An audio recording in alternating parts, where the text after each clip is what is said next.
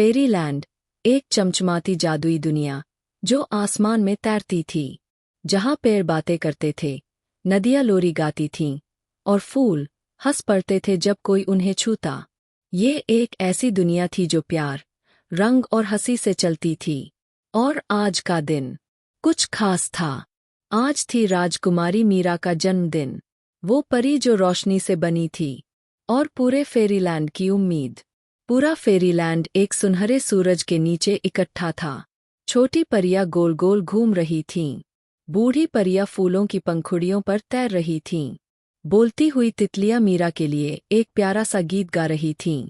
जादुई कपकेक्स हवा में नाच रहे थे। सब कुछ एक परफेक्ट सपने जैसा लग रहा था। ऊंचाई पर अपने फूलों के सिंहासन पर बैठी थी रानी रानीप्री। उनका गाउन तारों की तरह चमक रहा था और उनका जादुई मुकुट, जो फेरीलैंड की शांति की ताकत था, जैसे खुद आसमान की रोशनी से बना हो। लेकिन हर दिल आज खुश नहीं था। जश्न से दूर एक चमकते मशरूम की छाया में बैठी थी जुर्ना। उसे किसी ने बुलाया नहीं था, किसी ने उसकी तरफ देखा भी नहीं।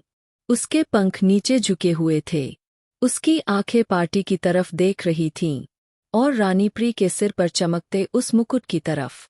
उसके दिल में एक चुभती हुई सोच उभर रही थी, मेरे साथ क्यों नहीं? उसकी आंखों से आंसू बहने लगे।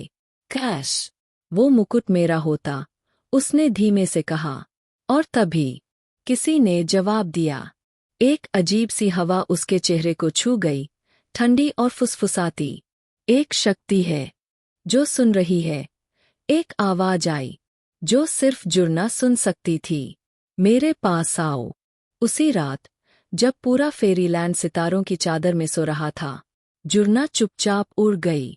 वो फेरीलैंड की चमकदार सीमा को पार कर गई, बोलते हुए पेड़ों को पीछे छोड़ उस जगह में जा पहुंची जहां कोई परी जाने की हिम्मत नहीं करता। काला जंगल, द ब्लैक फॉरेस्ट।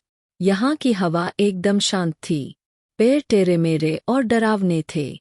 पत्ते चमकते नहीं थे, बल्कि मिट्टी में टूटकर गिरते थे। जमीन खुद कोई खोई हुई भाषा में कुछ बुदबुदा रही थी।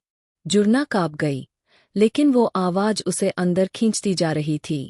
जंगल के बीचों बीच एक पहाड़ की जड़ के नीचे छुपा था एक अंधेरा गुफा।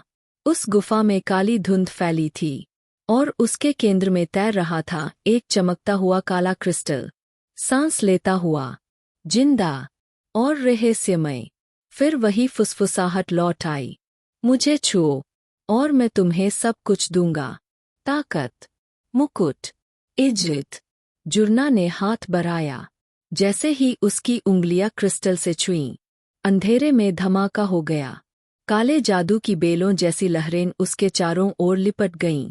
उसके पंख धुएं जैसे और नुकीले हो गए। उसकी आंखें लाल आग की तरह चमकने लगीं। उसका बैंगनी गाउन अब एक काले अंधेरे से बनी रेशमी ड्रेस बन चुका था। जुर्ना अब वो परी नहीं रही जो कभी थी, और फेरीलैंड को ये एहसास तक नहीं था कि उसका सबसे बड़ा खतरा पहले ही लौट आया है।